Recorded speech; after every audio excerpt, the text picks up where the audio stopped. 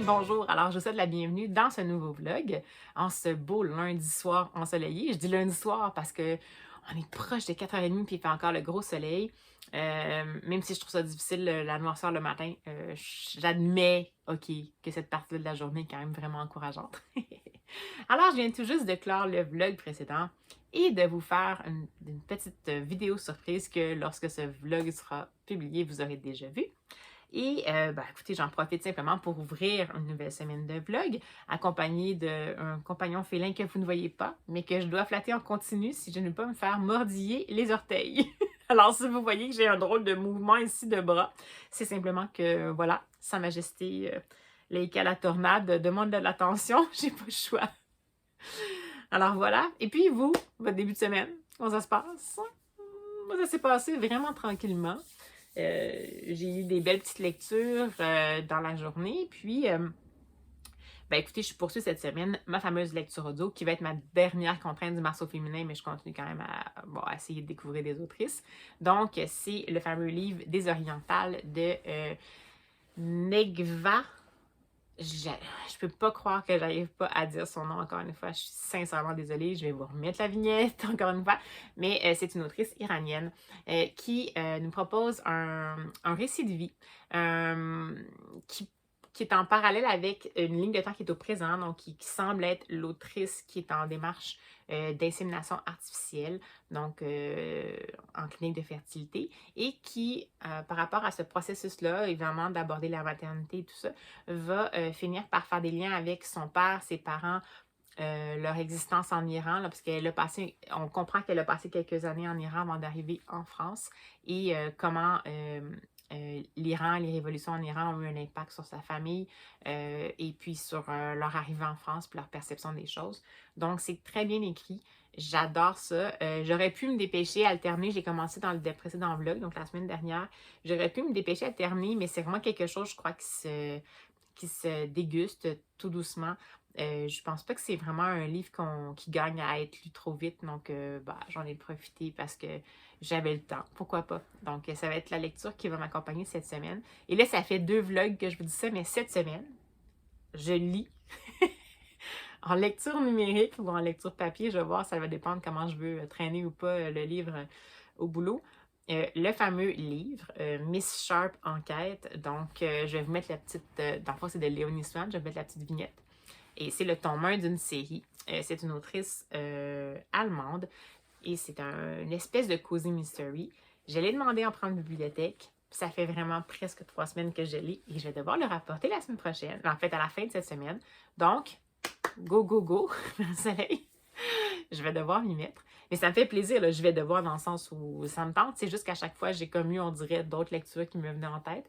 Donc, je vais me plonger là-dedans sans doute cette semaine. Puis, on verra pour les autres lectures. J'ai des petits livres de bibliothèque ici qui m'attendent. Donc, on verra bien. Le fameux Léonie Swan, c'est lui qui est un petit peu en diagonale ici.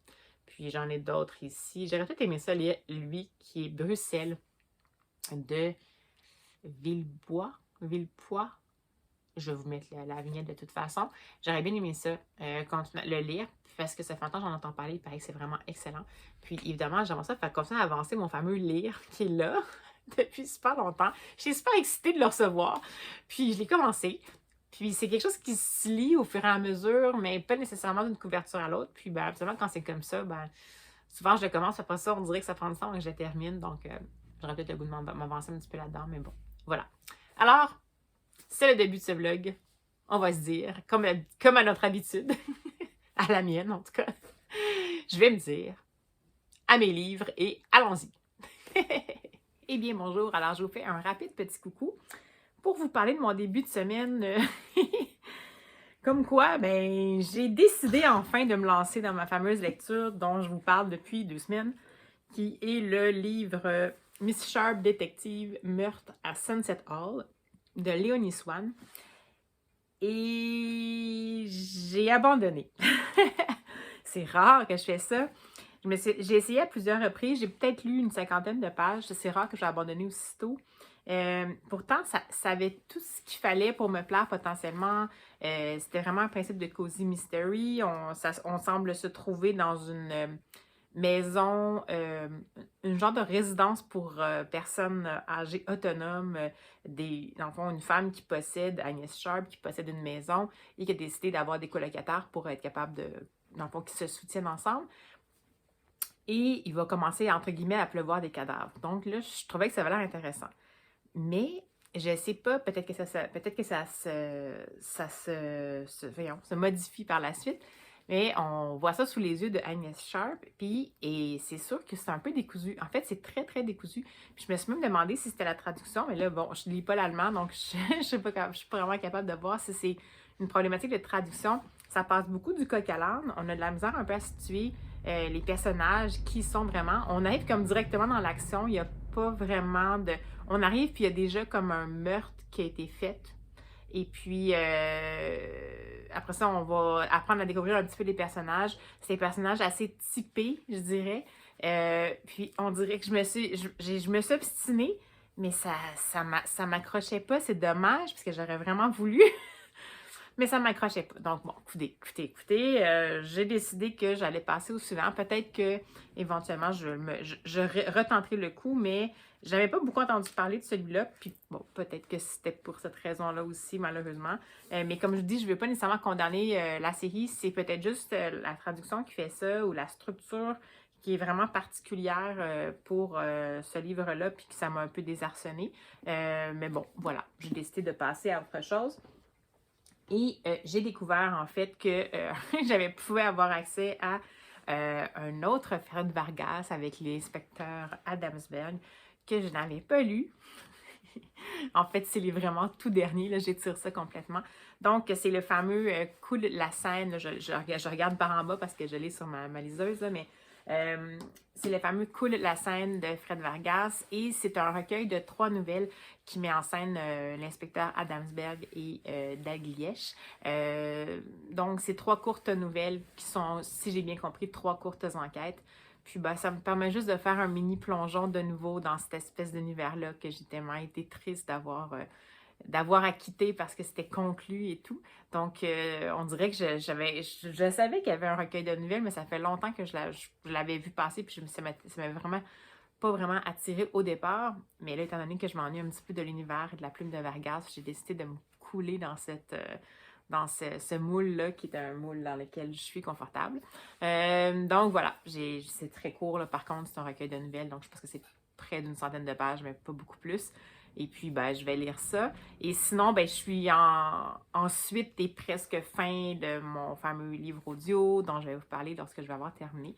Ça devient de plus en plus chargé, donc ça partait sur un ton un peu plus récit, direct. Et c'est encore le cas, mais on va aborder plusieurs sujets. On va aborder l'immigration, mais également la quête d'identité sous toutes ses formes. Donc, ben, c'est ça, je vous en reparlerai quand je l'aurai terminé, parce que je ne sais pas du tout où est-ce que ça va finir par s'en aller. Mais c'est très, très, très intéressant. C'est vraiment bien écrit. Mais je me réserve mon opinion finale pour lorsque je l'aurai terminé. Donc voilà, lecture en cours, mais presque terminée. Lecture audio en cours. Coule la scène pour remplacer mon Cozy Mystery. Puis je me sens mal, je vous en parle, puis je me dis, ah mon Dieu, peut-être que je me suis juste pas assez obstinée. Mais non, je ne m'attache pas vraiment au personnage, puis c'est des longs chapitres, là. Je viens de voir, bon, c'est quasiment 25 pages par chapitre.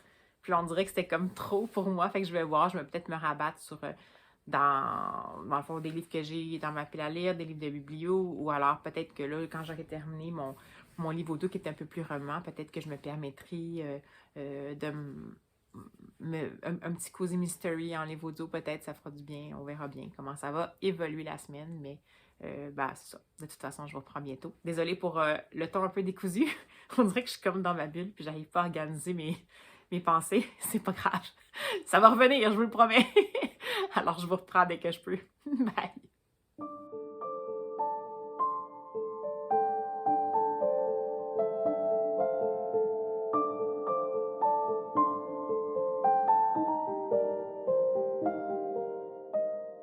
Et bonsoir!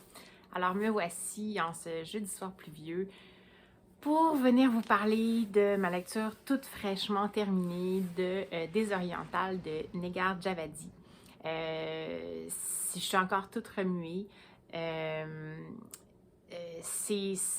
vous avais parlé de ça comme étant un récit, en fait, de l'autrice, mais en fait, c'est un roman. J'ai fini par entendre l'entretien qui était à la fin du livre audio.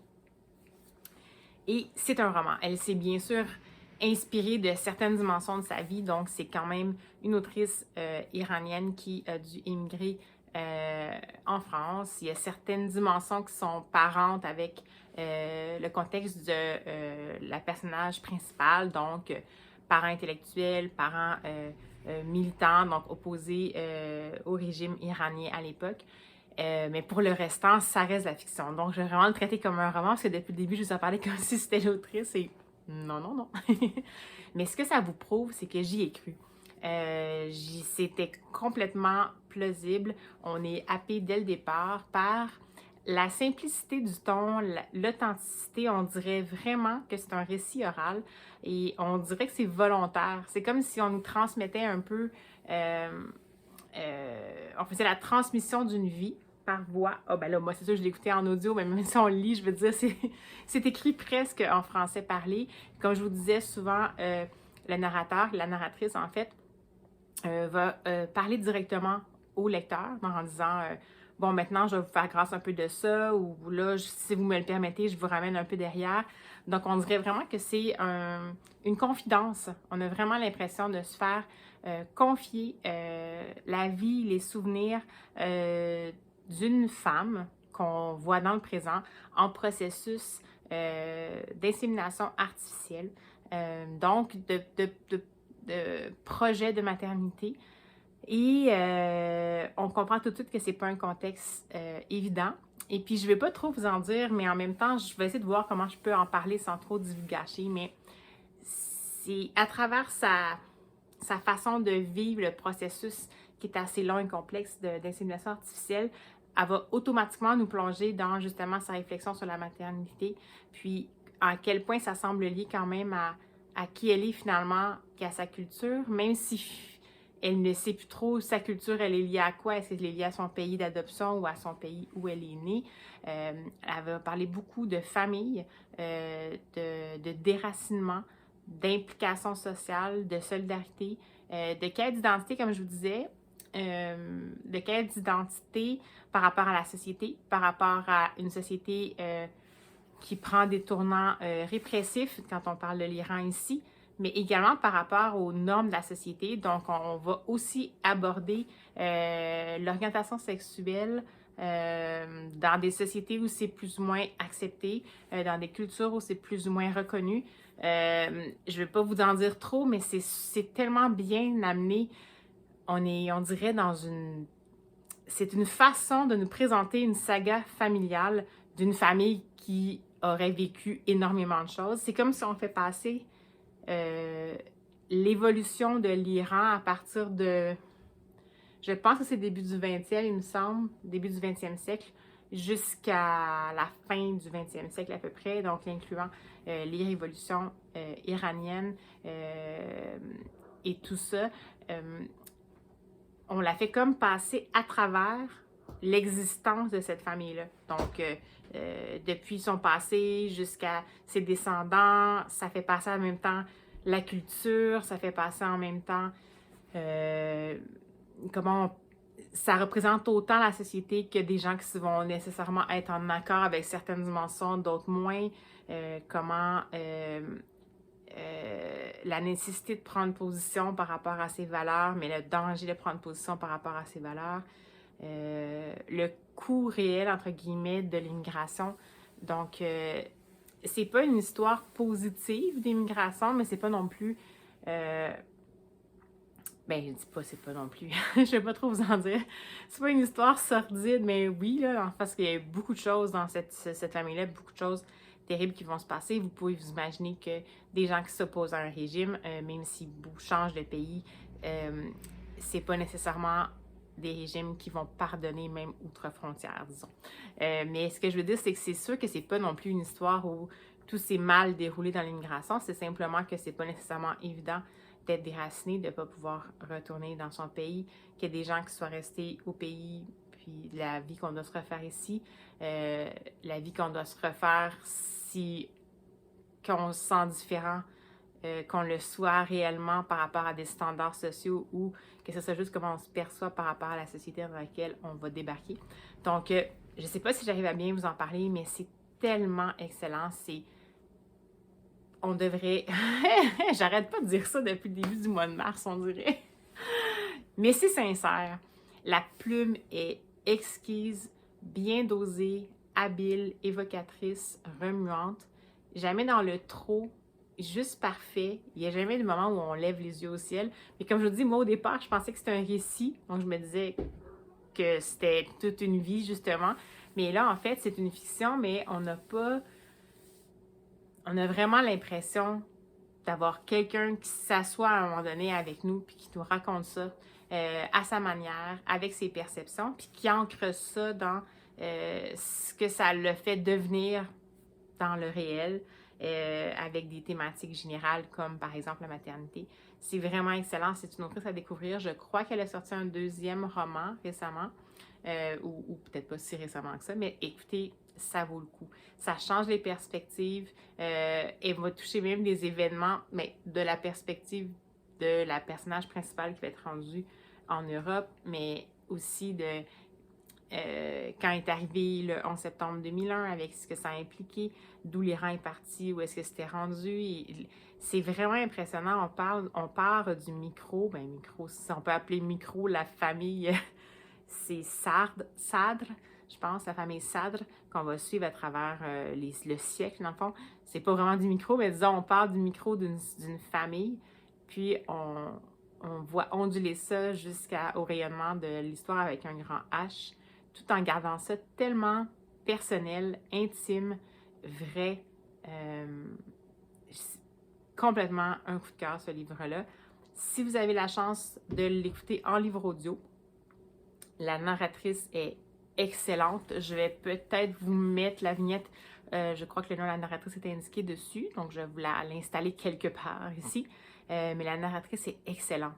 C'est sûr que ça ajoute sans doute à la dimension que je vous disais de récit oral.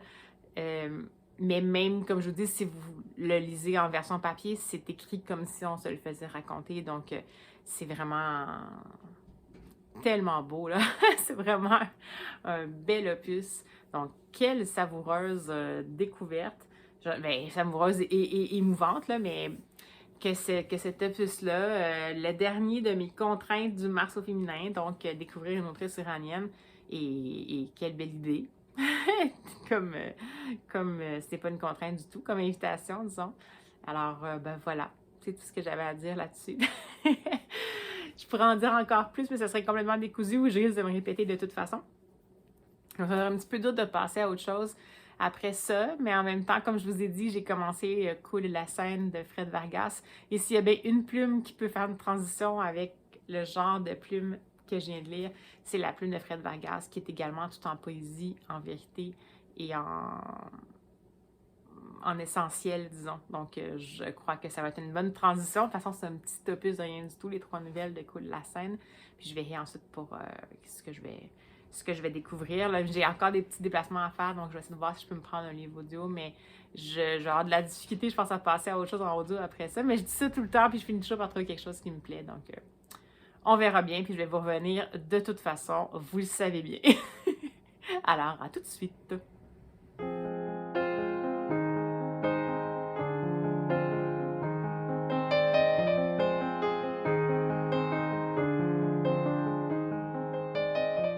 Bonjour! Alors, me revoici dans mon décor de la semaine. On dirait qu'il y a comme une thématique. Nous sommes samedi et j'ai une belle petite brassée de lecture dont je voudrais vous parler. Alors, tout d'abord, j'ai une brassée d'albums jeunesse que j'ai découvert, des albums en langue anglaise, mais je pense quand même qu'il y a des traductions dans tout ça. Mais je vais commencer par le premier. Je vais vous mettre la vignette parce que je ne l'ai pas avec moi. Donc, c'est Hike de Pete Oswald. C'est chez Candlewick Press. Et c'est l'histoire d'un parent et de son enfant qui s'en vont faire une randonnée. Donc, très simple jusqu'à maintenant. Ce qui est particulier avec cette histoire-là, je l'ai vraiment adorée. C'est une histoire sans texte. Donc, on va vraiment suivre dans un univers visuel qui est très feutré, qui donne différentes perspectives. Et des fois, on va suivre le point de vue à partir des personnages. Des fois, on les voit en plongée. Des fois, on les voit de face. Donc, on va voir à la fois les paysages, leur évolution et tout ça. C'est tellement intéressant. On n'a pas besoin de texte. La narration est visuelle, est efficace. On réussit à vivre avec les deux personnages principaux, l'aventure, ce qu'ils partagent comme lien. On en déduit qu'ils sont très proches. Ils vont pas nécessairement seulement faire une randonnée finalement. Je vous donne pas c'est quoi l'espèce de petite surprise de la chute. Mais c'est vraiment, j'ai trouvé ça tellement doux, tellement superbe. Je sais qu'il a été traduit en français celui-là, donc je vais vous mettre la vignette. Ben, traduit en français, je veux dire la couverture.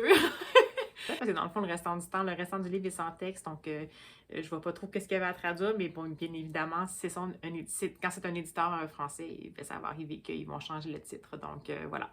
Alors, c'est une superbe découverte, ça vaut la peine, je pense qu'on peut le découvrir à tout âge. Je pense qu'évidemment, pour les préscolaires, ça va vraiment fonctionner parce qu'on ne sait pas encore lire, mais ça nous aide quand même à décoder la structure de l'histoire. Mais sinon, juste pour les détails, pour se perdre dans les images, c'est vraiment excellent.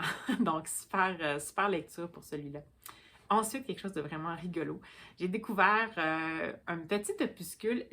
Je pensais que c'était un album, mais je crois que c'est ce qu'appelle en anglais les chapter books, donc un peu l'équivalent des premières lectures. Donc, ça se présente un peu comme un album avec un format roman en relié, puis il y a quand même des chapitres. Ben, dans ce cas-ci, vous allez voir ce que c'est. Donc, ça s'appelle Spark. C'est écrit par Callie Georges et illustré par Geneviève Côté, qui est une illustratrice québécoise.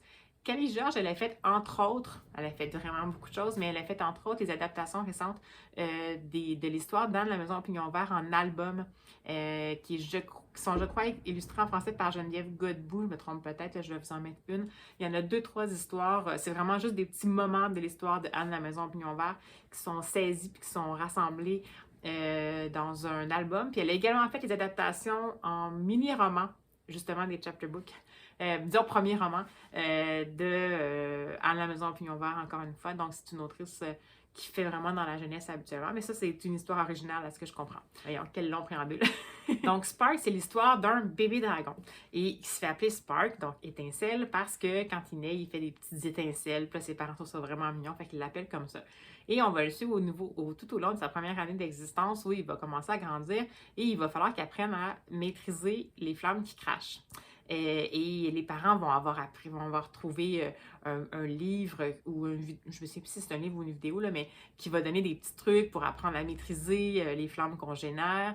Puis il y a différentes étapes. Il y en a un qui sait se pratiquer en grillant des guimauves. Il y en a un autre qui sait se pratiquer en rêvant qu'on est en train de faire un souffle doux et contrôlé. Bref, toutes sortes de choses. Et comme vous pouvez vous douter, ça ne va pas nécessairement bien fonctionner. Ce qui fait qu'au bout du compte, on demande au petit dragonneau de juste essayer de ne pas faire de flamme. Puis il est un peu triste parce qu'il a vraiment l'impression qu'il serait capable, mais à date, ça ne se passe jamais bien.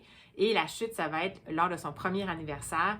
On va considérer qu'il est assez vieux pour essayer de tenter le coup de nouveau à cracher des flammes. Et son défi, ça va être d'allumer les bougies de son gâteau sans faire tout fondre. Va-t-il réussir?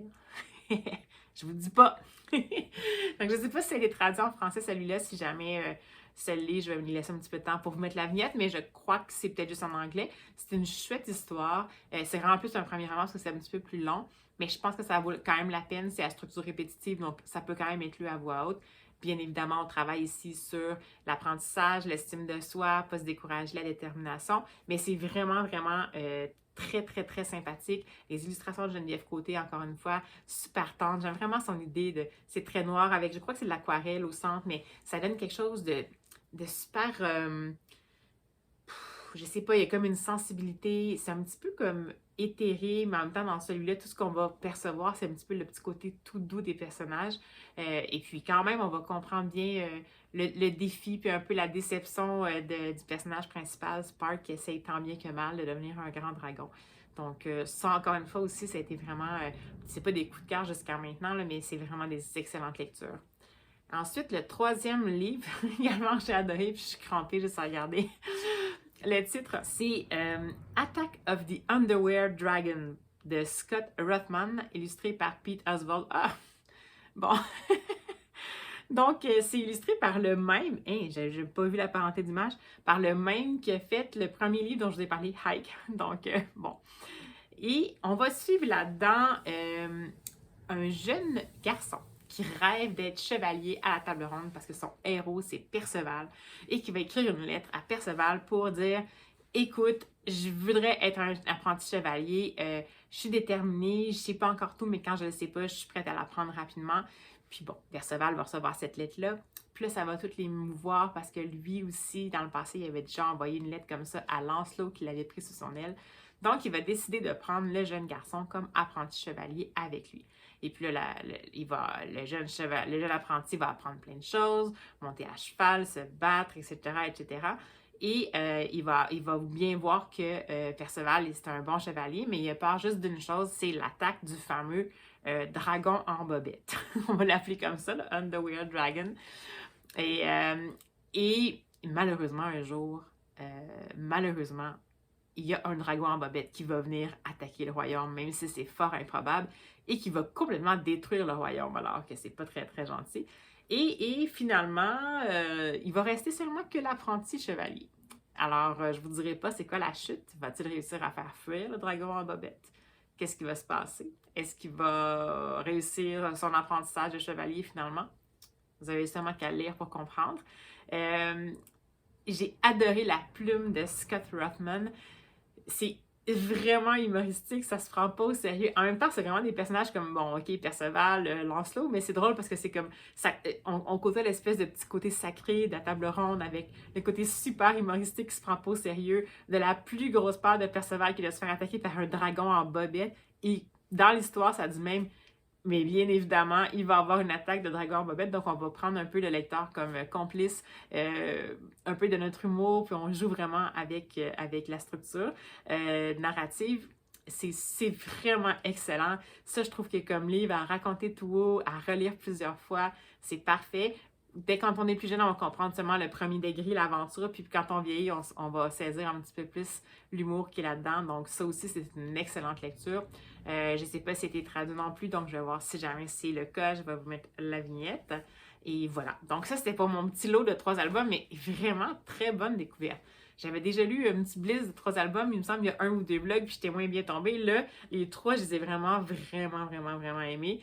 Je sais même pas, peut-être que je dis des coups de cœur, je sais pas, je voudrais pas me mettre des coups de cœur à tout vent, mais pour celui-là, Attack of the Underwear Dragon, ça se peut que je serais proche du coup de cœur.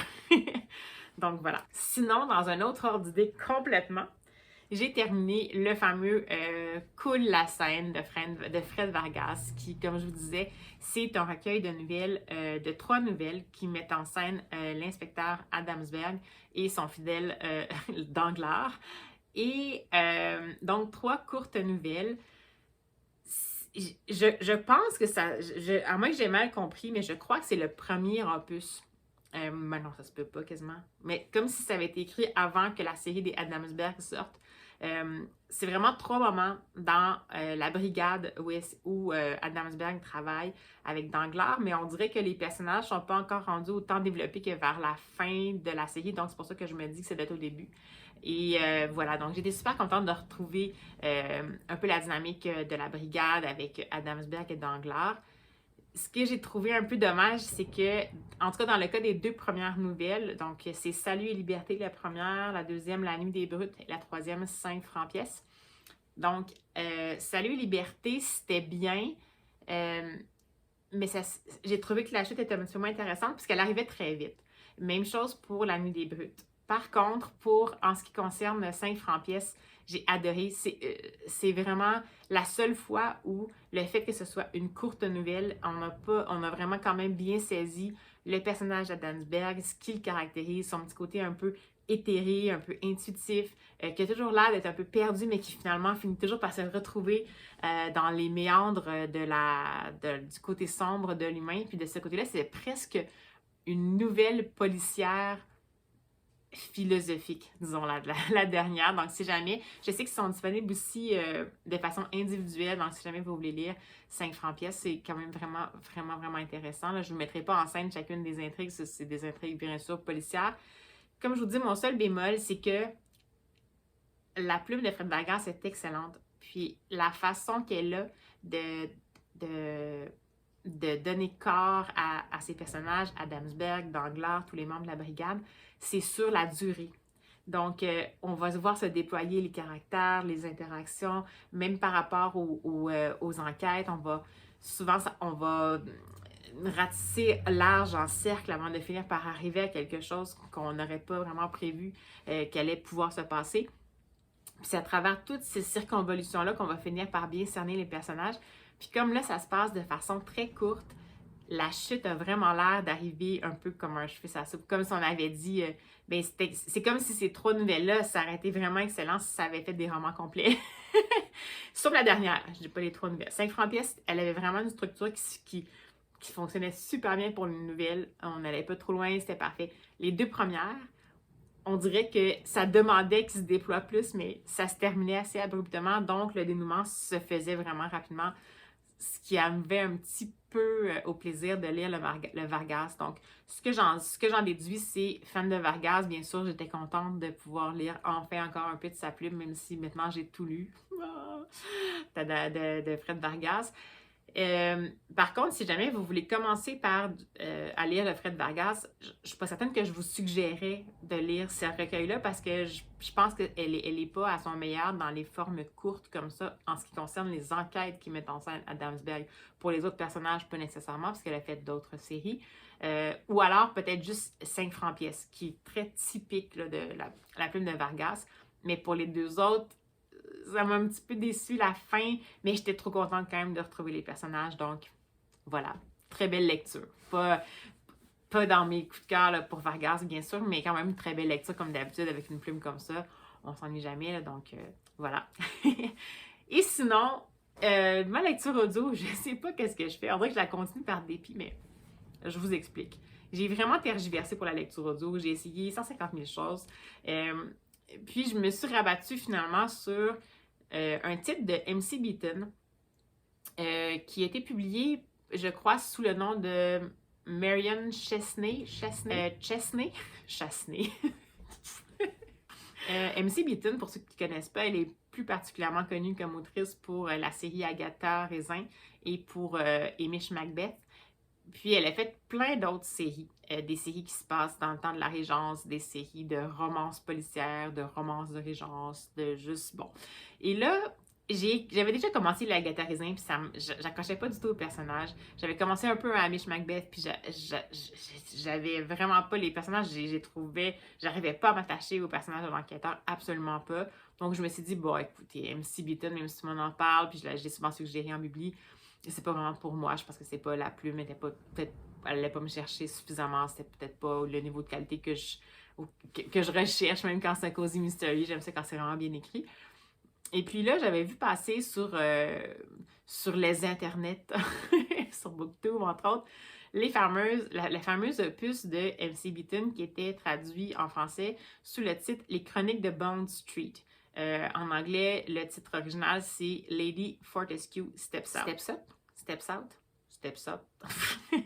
Je vais vous mettre de toute façon la vignette. Et donc, c'est une série qui met en scène Lady Fortescue, qui est une aristocrate plus âgée qui, vers la fin de sa vie, en fait, son mari est décédé, puis elle commence à avoir de moins en moins de moyens. Donc, elle a encore sa maison, mais évidemment, elle n'a pas beaucoup de sous. Ses serviteurs sont restés avec elle, mais sans nécessairement se faire payer juste parce qu'ils sont loyaux et tout ça. Puis, elle tire le diable par la queue, comme on dit, puis elle essaie de trouver des solutions, puis elle n'y arrive pas.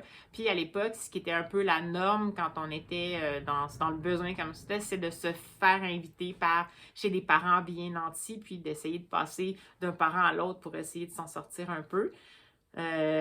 Et c'est ce qu'elle va faire, Lady Fortescue, jusqu'à ce qu'à un moment donné, elle constate qu'elle a tellement faim qu'elle envisage de voler des chandeliers à quelqu'un de sa parenté, en se disant, je vais les revendre, puis je vais pouvoir acheter du charbon, puis je vais pouvoir m'acheter à manger. Puis finalement, elle va se faire prendre un dans le sac. Souvent, c'était une espèce d'humiliation-là. À la suite d'une promenade dans Hyde Park, pendant laquelle un vieil homme aristocrate s'est comme effondré devant elle, dans le fond, qui est tombé dans les pommes complètement, un peu d'inanition. Elle en a fini par déduire qu'elle était peut-être pas la seule dans cette situation-là.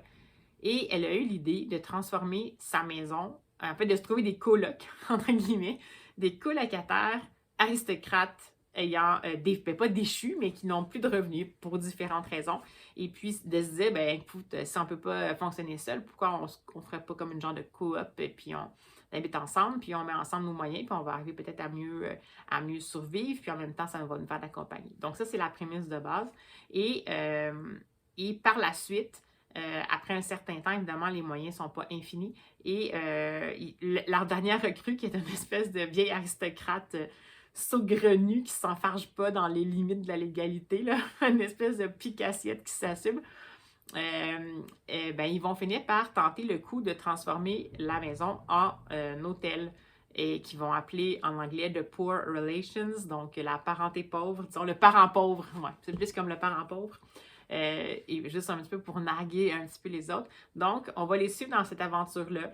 Au début, on les voit tous arriver dans la fameuse maison sur Bond Street, puis on va voir la transformation en hôtel. Et évidemment, on va bientôt se rendre compte que leur fameuse parenté qui les ignorait complètement lorsqu'elles étaient dans le besoin, là, soudainement, quand ils deviennent des commerçants, shocking, parce que quand on est aristocrate, on n'est pas censé travailler.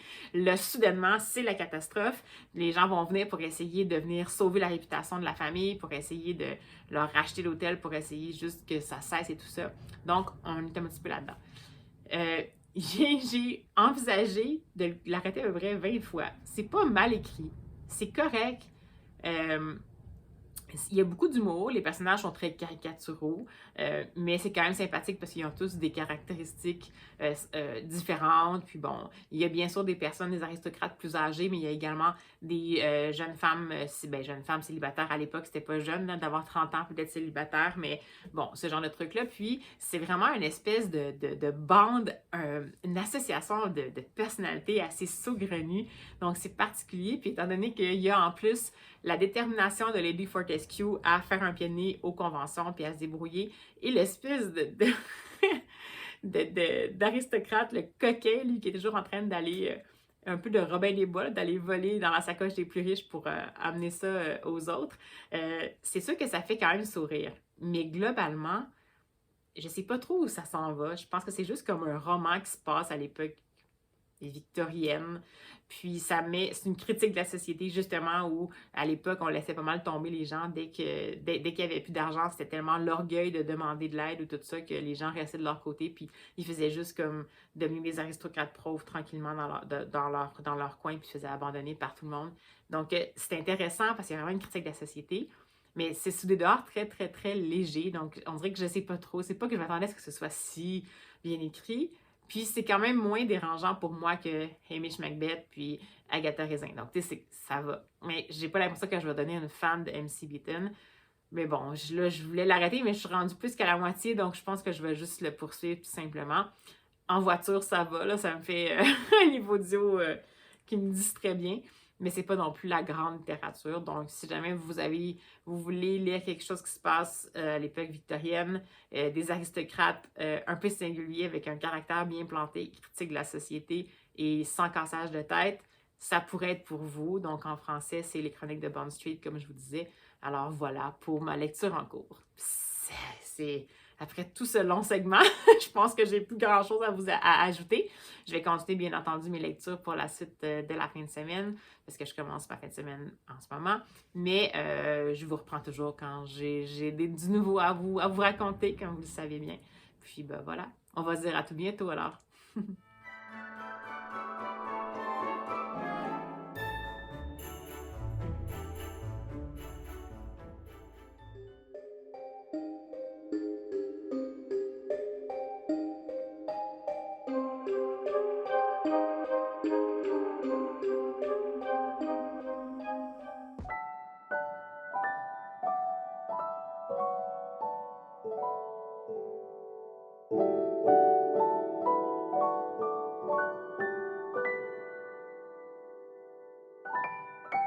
Moins 40 et c'est beaucoup trop. Je vous reprends un petit peu demain parce que demain...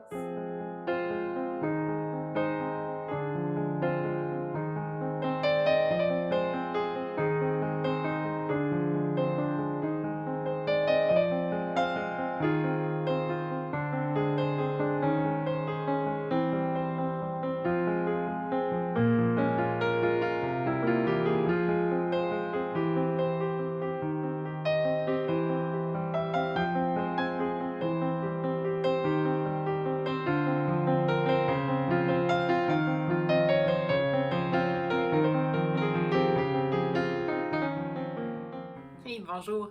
Alors me revoici pour une dernière fois dans ce vlog pour vous parler des lectures que j'ai faites. Écoutez, j'ai découvert encore 2 albums jeunesse, donc c'est ma semaine album jeunesse, on dirait bien, cette semaine. J'ai d'abord lu The Corgi and the Queen de Caroline L. Perry chez Henry Holt & Co. Donc je vais vous mettre la vignette. Et bon, ben, sans surprise, c'est l'histoire de la reine Élisabeth II et de son amour pour les chiens de la race des Corgis.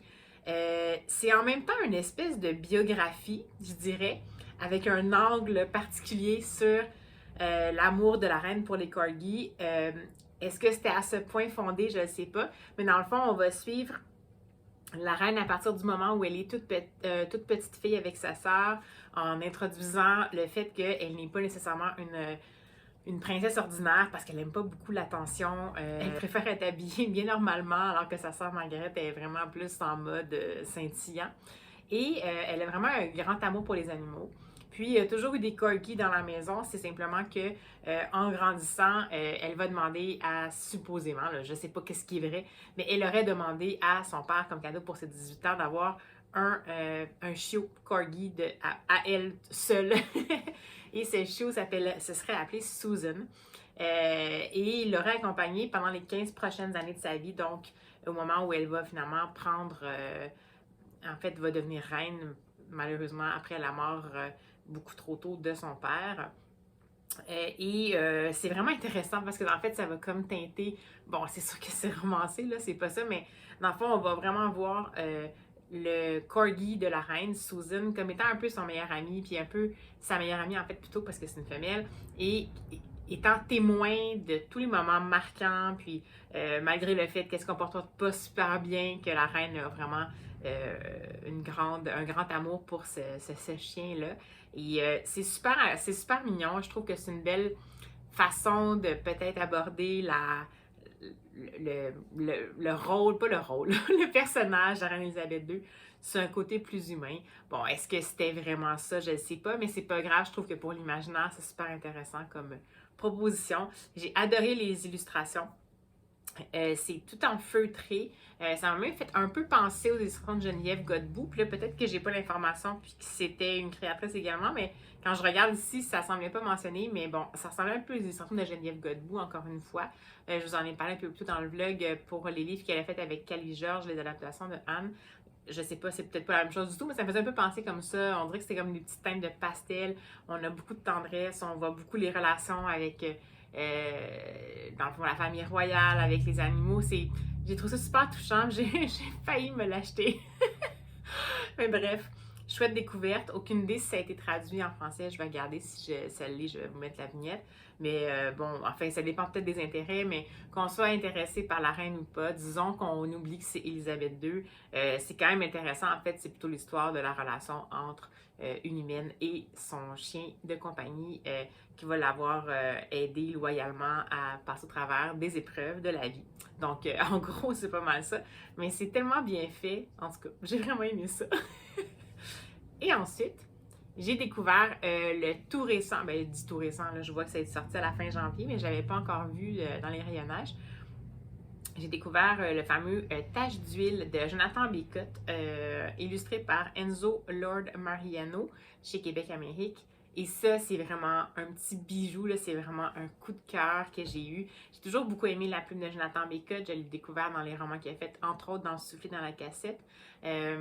Si jamais vous ne le connaissez pas du tout, Souffler dans la cassette, je pense que c'est vraiment un bon point de départ. C'est toujours tout en poésie, absolument, Jonathan Bécotte, mais tout en poésie du quotidien, disons. Donc, c'est pas nécessairement une plume empoulée, c'est vraiment une plume qui va dans les émotions. Et cette fois-ci, on va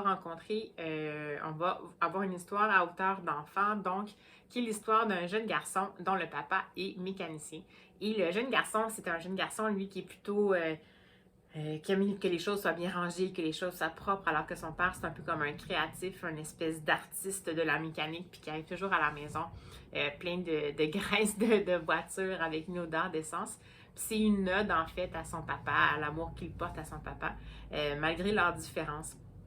Puis ça va être divisé en différents petits, pas chapitres, mais différentes petites parties qui sont liés en fait à la mécanique là, un peu. Donc, c'est super mignon. Là, comme, donc, j'ai vraiment adoré. Les illustrations sont parfaites.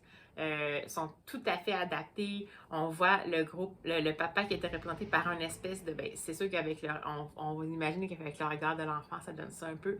Mais imaginez vraiment un peu comme un grand géant, là, un peu un Hagrid bienveillant, avec une grosse barbe, puis très grand par rapport à l'enfant, des teintes tout feutrées dans le fond, puis beaucoup de textes. C'est vraiment un album poétique. Là, à mon avis, c'est comme si c'était un recueil de poèmes du quotidien pour les enfants, mais on peut bien évidemment le prendre comme une histoire qui se suit. C'est simplement qu'on aurait différents instantanés du quotidien qui représentent la vision que l'enfant a de son père, du métier qu'il fait, du fait qu'ils sont différents, mais que leur lien est fort. Puis c'est tellement beau, là. D'ailleurs, on parle également de son père qui travaille dans la grâce et tout ça, mais dans le bruit également. Il y a une section qui s'appelle acouphène, donc ça parle vraiment du bruit, parce qu'en plus, le petit garçon, non seulement il n'aime pas les choses qui sont sales, mais en plus, il n'aime pas les gros bruits, puis son père où il travaille, ça fait beaucoup de bruit. Donc, c'est vraiment intéressant. Et puis, écoutez, je suis tombée en amour, je l'avais dans les mains. Puis celui-là, j'ai hésité jusqu'à la dernière minute de me l'acheter. Je vais peut-être me l'acheter quand même, finalement, là, j'ai hésité, j'aurais peut-être pas dû, mais c'est comme ça. Donc, c'est super si vous avez la chance de mettre la main là-dessus. Je trouve que c'est une bonne façon c'est une belle, douce histoire qui peut introduire à la poésie. En même temps, c'est assez concret, donc ça va aller chercher différentes personnes, je pense, dans les enfants, peut-être qui sont moins habitués à cette espèce de poésie des mots-là qui est un peu cachée dans un langage du quotidien. Puis, en même temps, une belle relation parent-enfant. Évidemment, une belle invitation à voir la différence autrement. Mais c'est pas du tout souligné trop à grands traits avec un néon, puis une flèche, puis plein d'affaires comme ça. Donc, vous me connaissez là-dessus. Si je vous dis que j'ai aimé ça, c'est parce que c'était pas trop obvious. Bon, on va la faire un petit peu quand même, mais bon, ça reste quand même un album pour enfants, là. Mais je dirais que ça m'a vraiment touchée, ça m'a émue. Donc, écoutez, pour différentes raisons, là, parce que c'est pas comparable, disons, à The Corgi and the Queen, mais en même temps, il y avait quelque chose de sensibilité parce que c'est vraiment une relation proche d'amour, en fait, qui se déroule. Avec le chien et la reine, ben, c'est l'amour entre un animal de compagnie et sa maîtresse. Puis peut-être que pour certains, ça a l'air mineur, mais pour beaucoup de monde, c'est peut-être quelque chose de très important. C'est pas tout le monde qui a nécessairement des gens dans leur vie de qui ils peuvent être proches. Puis dans Tache d'huile, ben, c'est vraiment l'amour, admiration envers le père, puis une relation toute douce, puis toute affectueuse et ouverte et de reconnaissance de l'autre et tout ça. Donc, vraiment belle lecture. Ensuite, j'ai fini par terminer ma fameuse première lecture du MC Beaton, Lady Fortescue Steps Out. Donc, le premier tome de la série The Poor Relations, en français, qui est connu sous Les Chroniques de Bond Street. Et écoutez, je l'ai terminé. Ça s'est quand même un peu accéléré par la suite, donc c'est sûr que c'était un premier tome, donc il y a la présentation des personnages, donc c'était peut-être un petit peu plus lent. Mais je dois vous dire que, écoutez, c'est une romance, donc on va se le dire tout de suite, là, c'est une romance avec des personnages quand même sympathiques parce qu'ils sont très caricaturaux, mais c'est comme si on assume, c'est comme si on joue volontairement avec les traits caricaturaux. On s'attache quand même bien aux personnages, même s'ils sont un petit peu caricaturaux. Il y a des choses qui vont se passer auxquelles on s'attend et on est heureux qu'ils se passent ou on se dit « Oh non, il ne va pas se passer ça pour vrai », puis là, finalement, il se passe ça. Donc, c'est très prévisible. C'est un roman à clé, c'est un roman à formule. C'est un roman pour lequel on ne va pas se casser la tête. Donc, écoutez, j'ai passé un bon moment dans le sens où je me suis pas cassé la tête. Pour moi, c'est un petit peu... il manque un petit quelque chose pour que je m'y attache complètement. Je me suis attachée au personnage. La plume n'est pas extraordinaire, mais je me suis attachée au personnage. L'intrigue, comme je vous dis, est très prévisible. Ça finit sur un cliffhanger. Donc, évidemment, je sais qu'il y a d'autres tomes des Chroniques de Bond Street. Donc, ils ont fait en sorte qu'il y ait une fin ouverte pour qu'il se passe autre chose. J'en déduis que bon, à la fin, l'espèce d'alliance, comme je vous disais, entre les gens qui n'ont pas beaucoup de moyens, les aristocrates qui n'ont pas beaucoup de moyens, qui ont transformé leur vie en s'associant ensemble et finalement en créant un hôtel sur Bond Street. On comprend tranquillement que les gens vont finir par potentiellement se réintégrer dans la société un à un. Donc, dans celui-là, on est centré vers l'arrivée des gens dans cet hôtel-là, leur relation entre eux et éventuellement une espèce de résolution heureuse pour un des personnages. Puis par la suite, d'après ce que je peux voir selon les sous-titres des autres tomes, on va comme suivre, je crois, l'émancipation d'un personnage à la fois vers ce qu'on croit être quelque chose qui est pour le mieux. Donc, quand je dis romance, c'est qu'il y a quand même des petits bouts un petit peu sexuels. Non, sensuels, pas sexuels, là, ça se passe quand même, c'est Regency, là. Donc, c'est pas sexuel, mais c'est sensuel. Donc, c'est ça, juste pour que vous vous attendiez. C'est pas mon genre de prédilection habituellement. Je voulais tenter le coup parce que c'est, comme je vous dis, j'avais essayé avec les MC Beaton pour les Cousins Mystery, puis ça me rejoignait pas. Puis bon, en fait, je pense que c'est juste que cette plume-là me rejoint pas. Donc, j'ai rien contre MC Beaton, mais moi, ça me rejoint pas du tout. C'était peut-être la façon la plus facile pour moi de l'aborder, même si c'était pas mon genre de prédilection. Ça se vend pas comme étant une romance historique, mais je vous dirais que c'est quand même, je sais pas, c'est un feel-good qui se passe dans le Regency England. Donc, en gros, c'est ça. Donc, d'accord, ça s'est bien passé. Est-ce que je vais en lire d'autres? Je crois pas. Il y a d'autres tomes. Peut-être qu'à un moment donné, si je suis vraiment en panne de possibilités, je vais les écrire. Les écouter en livre audio. En livre audio, c'est correct. Là, dans l'auto, ça se passe bien. Mais bon, il y a d'autres choses que je peux sans doute découvrir de mieux que ça. Donc voilà. Bon, je l'ai fait. J'ai essayé. Puis, je me toujours fait dire dans la vie qu'il fallait essayer quelque chose avant de dire qu'on n'aimait pas. Donc, pour moi, ça me rejoint moins. Mais j'ai quand même j'ai vraiment comme aimé les personnages. Donc, voilà. Excusez, j'ai fait le saut parce qu'il y a eu une petite appel du chaton. Oh là là là là. Et voilà, donc pour la lecture. Et ce sera également la dernière lecture de ce vlog. J'en ai quand même lu beaucoup cette semaine finalement. Un petit blitz d'albums puis plusieurs lectures. Donc, je suis bien contente. En attendant, je poursuis la lecture. Je suis quand même contente. J'ai avancé quand même bien dans le fameux Lire de Bernard et Cécile Pivot. Et j'aime bien. Et je crois quand même que l'édition que j'ai avec les illustrations, les photos en fait qui ont été choisies pour illustrer chacun des angles des questionnements qui sont posés sur la lecture à Bernard et Cécile Pivot, je crois que ça rajoute quand même une valeur ajoutée là, à ça parce que ça existe quand même en livre de poche, là, en petit opuscule. Donc j'aime bien, je continue à le lire, puis je vais sans doute continuer à le lire dans le prochain vlog. Là, vu que là j'ai repris un peu mon rythme de croisière, je pense que ça va aller. Et sinon, ben écoutez, aujourd'hui, je me suis permis une petite folie. Je suis allée en librairie, comme vous avez pu voir, et j'ai pris mon temps, j'ai passé plein de temps dans les rayonnages et je me suis laissée prendre, attends, je me suis fait plaisir en achetant quelques trucs. Oui, je sais que j'ai fait un gros tri et rangement dans la bibli, mais bon, écoutez, ça fait partie des choses que je me permets quand même, ça va. Donc voilà, tout d'abord, je vais vous présenter ça, là, il y en a beaucoup, fait que préparez-vous. Tout d'abord, j'étais allée au départ en librairie parce que le deuxième tome de la sublime adaptation en bande dessinée, j'ai trouvé un endroit où c'est que j'ai pas trop de luminosité. Je sais pas comment je peux vous le présenter. Je pense qu'il n'y aura pas de possible. Comme ça, peut-être? Ah, voilà. Donc, le deuxième tome de la sublime adaptation en BD de Miss Charity de Marie-Aude Muraille. L'adaptation qui a été faite par Loïc Clément et illustrée par Anne Montel.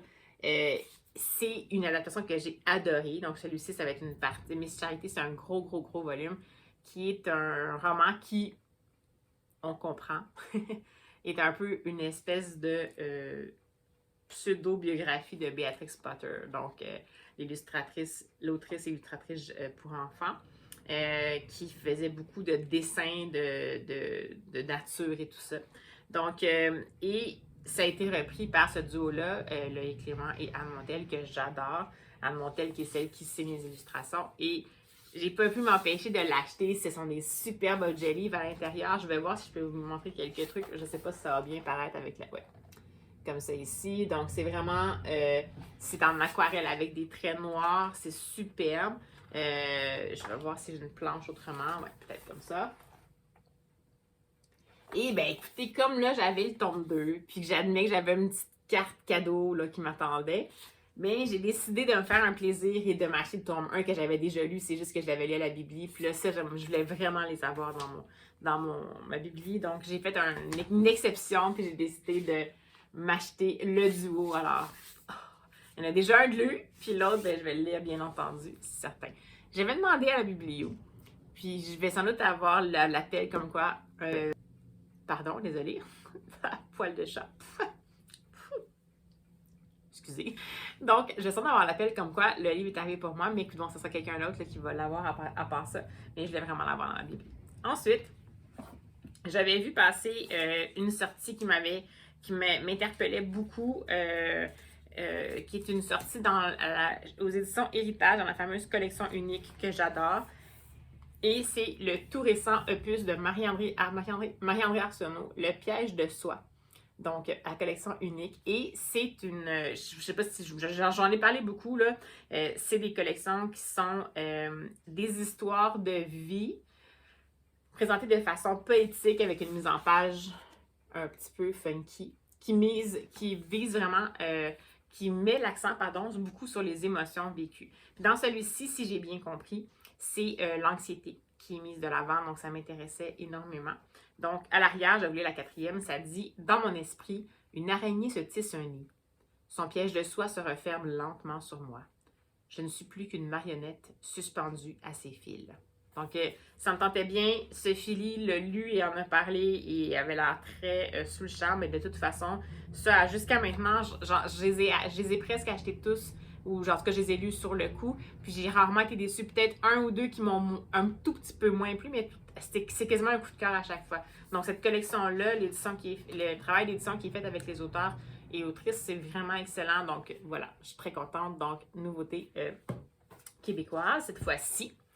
Et enfin, je me suis laissée interpeller en faisant, oui, de la consommation. Oh là là! Il y avait une petite promotion, là. Puis pourtant, je travaillais en librairie, puis je sais que ces promotions-là, il y en a qui reviennent à chaque fois, puis c'était vraiment pas nécessaire, mais c'est pas grave, j'ai été interpellée. Il y avait une promotion de acheter 2 livres de l'éditeur Le Livre de Poche et obtenir une gratuité. Bref, je me suis laissée interpeller parce qu'il y avait des choses qui m'intéressaient dans les choix, tout simplement. Donc, j'ai acheté un Simone de Beauvoir. Je sais pas, je remets comme ça. Ouais. Donc, Les Inséparables, suivi de Malentendus à Moscou et Portrait de Jean-Paul Sartre. Ça me tentait bien. C'est 2 petits textes. Donc, Les Inséparables, c'est un court roman autobiographique qui raconte, je vais dire à l'arrière, qu'est-ce qu'ils disent, raconte avec émotion et lucidité l'amitié passionnée de 2 jeunes filles rebelles, Simone de Beauvoir et Zaza. Donc, dans le fond, on va rencontrer leur amitié, leur éveil sexuel, leur éducation sexuelle et intellectuelle. Ça dit jusqu'au dénouement tragique, la mort de Zaza. Donc, ça dit qu'on va y retrouver les expériences fondatrices de la révolte et de l'œuvre de la grande philosophe féministe. Son émancipation mouvementée et l'antagonisme fondamental entre les intellectuels et les bien-pensants, qui formeront le socle des mémoires d'une jeune fille rangée. J'ai pas encore lu les mémoires d'une jeune fille rangée, mais ça me tentait bien. Ensuite, Malentendu à Moscou, ça disait que ça évoque la crise vécue par un couple vieillissant au cours d'un voyage en URSS. Alternant les points de vue des 2 personnages, on y lit leurs désillusions et un témoignage critique sur la Russie soviétique des années 60. Déception politique et malentendu sentimental s'entrecroisent, nouant histoire individuelle et histoire collective. Ça me tentait bien, j'avais vraiment envie je trouve ça vraiment chouette. Bon, j'ai des petits signets là, de Happy Days chez mon libraire. Livre de poche, toujours aussi bilingue. Alors, c'est quand même bien. Il y a même des extraits de... Je suis tombée comme ça, là, mais il y a même des extraits de lettres à l'intérieur. Donc, voilà, un petit poche. J'en achète rarement des poches, mais là, ça m'interpellait. Ensuite, je suis tombée par hasard... Bon, je vais avoir plein de signets. Je suis tombée par hasard sur ce livre-là. Le nom de l'auteur me disait quelque chose. L'auteur, c'est Romain Puertolas. Et je l'avais... je crois qu'il a fait... J'essaie de voir dans quoi il a été mis. Il me semble qu'il a fait le voyage d'un fakir. L'extraordinaire voyage du fakir qui était resté coincé dans une armoire Ikea. La petite fille qui avait avalé un nuage grand comme la tour Eiffel. Donc, c'est un peu... C'est comme un peu de l'humour, d'après ce que je peux voir, de l'humour un peu comique. Et ça, j'ai pris, c'est sous le parapluie d'Adélaïde.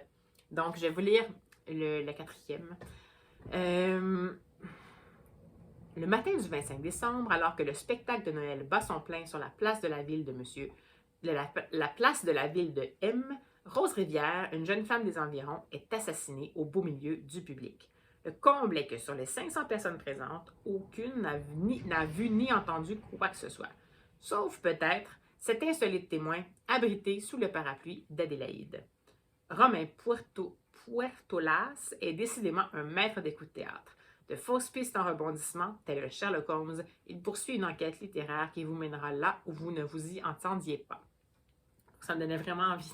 Je sais pas, ça m'a vraiment attiré. Puis j'avais toujours vu les autres livres qu'il avait fait avec les titres cocasses, surtout ceux qui faisaient référence à Ikea. Puis là, j'admets que je me suis laissé prendre par la couverture et ça m'a intriguée pour lire la quatrième, et la quatrième m'intéressait, donc voilà. Et avec ça venait une gratuité. Et là, je me suis dit, bon, il ne restait plus beaucoup de choix. Je me suis presque même fait dire aux caisses qu'il ne restait plus vraiment de choix. Comme si en tout cas, je voulais au moins les voir. Il y a peut-être des choses qui m'intéressaient. Donc, j'ai choisi ceci qui m'intriguait bien. Alors, c'est Constellation d'Adrien. Bon, je vais mettre... Voyons, je suis pas bonne. Là. Je recule, j'avance. Ouh-ha! Trop de lumière, trop de lumière. Ah, voilà. Constellation d'Adrien Bosque. Alors, 27 octobre 1949, le nouvel avion d'Air France, le Constellation, accueille 37 passagers. Le lendemain, il disparaît dans l'archipel des Açores. Aucun survivant. Parmi les victimes, des personnalités, Marcel Cerdan, l'amant boxeur d'Edith Piaf, Ginette Neveu, violoniste prodige, des anonymes. A priori, tous des étrangers les uns pour les autres que le hasard a réunis.